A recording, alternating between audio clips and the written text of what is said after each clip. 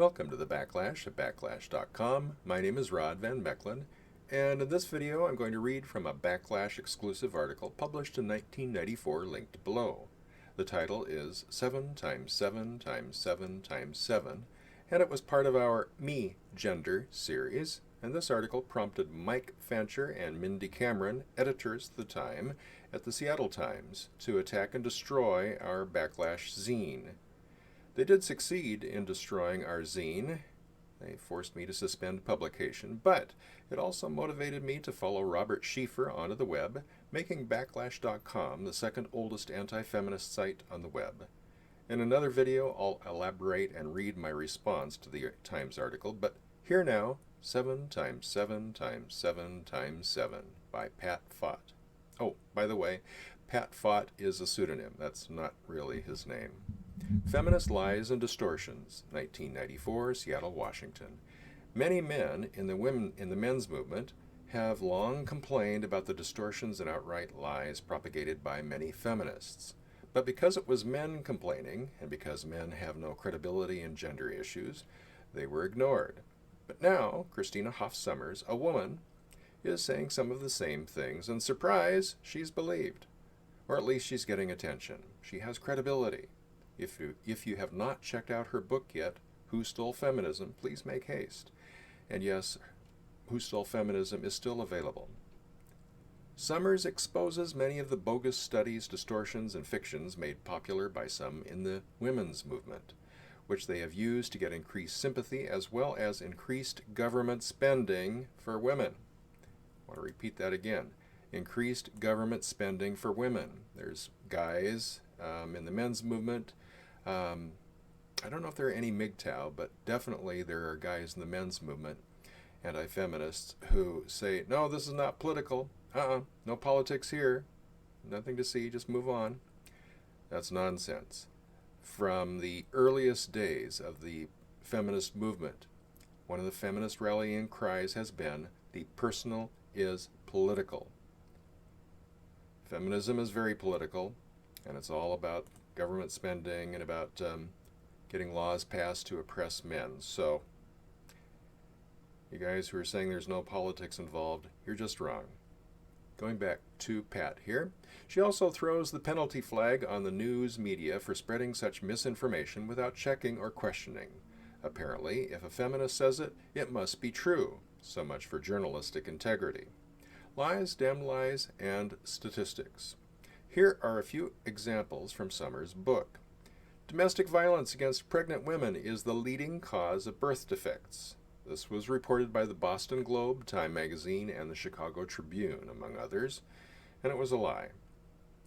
The New York Times, Good Morning America, and the Boston Globe were all instrumental in spreading the fallacy of increased wife abuse during the Super Bowl, and that myth persists today. It's a lie.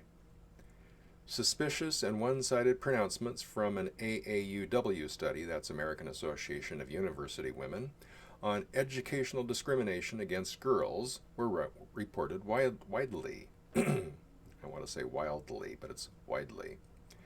A follow-up study sponsored by the AAUW resulted in over 1,400 stories in the media. Respected papers and magazines, including Time Magazine, the San Francisco Chronicle, the Los Angeles Times, and the New York Times, all reported the distortions of this advocacy study as fact.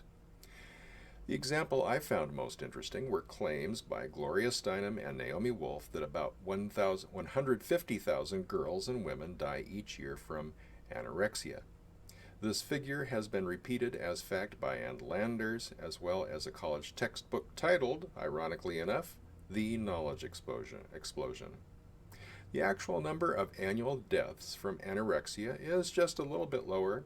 Taking the numbers from 3 years and averaging them yields a figure of 74. Now, of course, 74 deaths is significant, especially if you happen to be one of them. But it ain't no Holocaust, and it ain't about 150,000. Ms. Steinem was off by a factor of 2,027. If we were to lie, let me see if I can put that into context for you. Here are some statistics that are off by a factor of 2,027. Let's see if the media unquestioningly repeats them as fact. After all, my first name might lead some to mistake me for a female.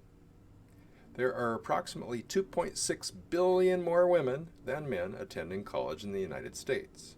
Where's the AAUM, that is the American Association of University Men, with a study of boys' low self-worth? For that matter, where's the AAUM?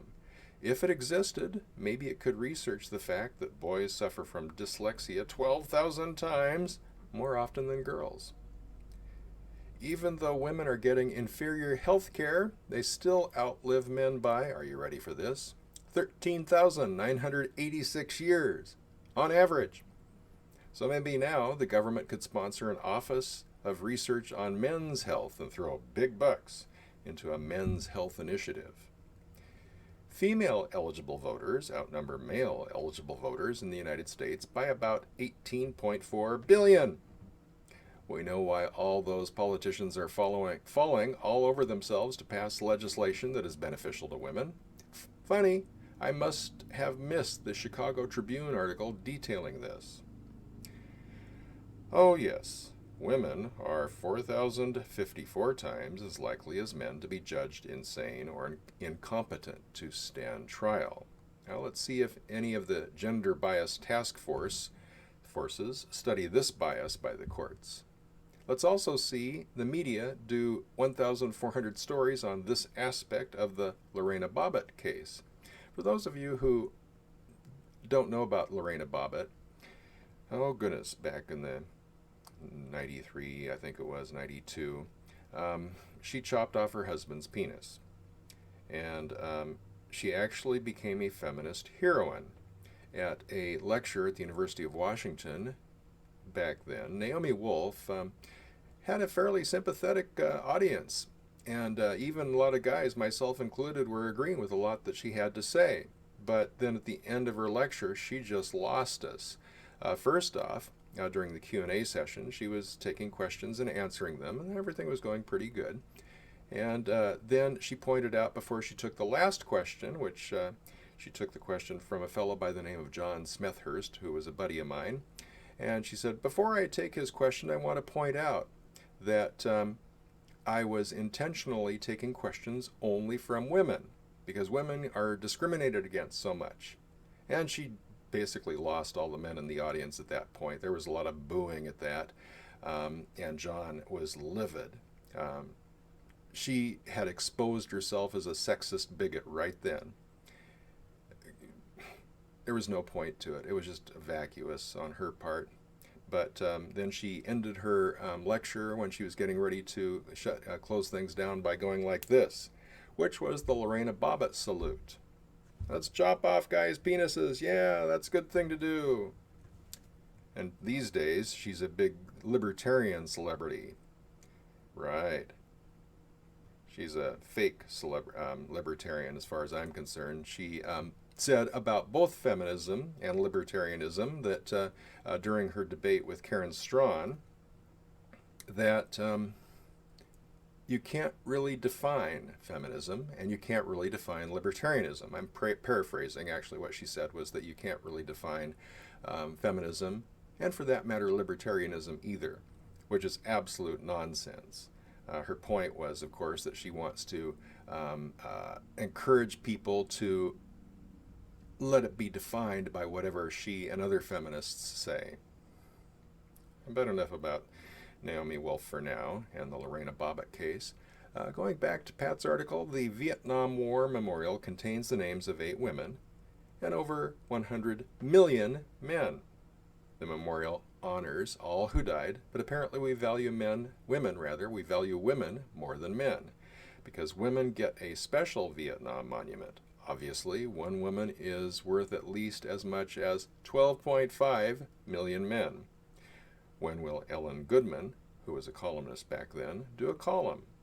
Here's a possible title: The Monument to Paternalism and the Undervaluing of Men. In the United States, about 1.8 million women are abused by significant others, but 4.3 billion men are battered by wives or girlfriends. Where are the headlines and special reports? Of every 100 children victimized by domestic violence, 125,674 are victimized by mothers. Also, 125,674 of every 100 of the victims are boys. The facts are indisputable. Don't question it, just print it. Male homicide victims outnumber female murder victims by 22,594,969 each year in the United States. Where is the public outcry? Where is Joe Biden with a Violence Against Men Act? Oh yeah, not political. Vice President Joe. Violence Against Women Act. It looks like men are giving more than 110% when it comes to the work-related deaths, because 188,511% of these deaths are men. This would make a good report on Good Morning America. Why haven't we seen it yet? The average man's brain weighs 557 pounds more than the average woman's brain. Come on, New York Times, don't question it, just print it. It's a fact. Okay. Truth. I'm going to skip some stuff here. I think you get the point. Truth was the first casualty of the feminists' war on men. How can feminists put forth distortions of such magnitude? I think Hiram Johnson had the answer. Quote, "Truth is the first casualty of war." Close quote. Perhaps I'm being guilty of a little exaggeration myself, you think? But I believe many feminists are at war with men. Christina Hoff Sommers seems to agree. So I'm going to skip the rest of this. The Seattle Times, obviously this article was intended to be political satire. Pat stated right at the top that this was what the distortions would look like if we lied to the same degree that they did, that they still are. And yet the Seattle Times, when it did report its 1.5-page report on this article and on me, they pretended that we intended for the article to be taken seriously, and that these statistics we intended to be taken as facts. I lost my job at a software company, not Microsoft, another one, in the Bellevue-Redmond area. And we had to suspend the publication of the zine, but a few months later I moved on to the web. But that's another story for another video for another time. That's all for now. Check out the other videos, subscribe to the channel. For the Backlash at backlash.com, my name is Rod Van Mechelen.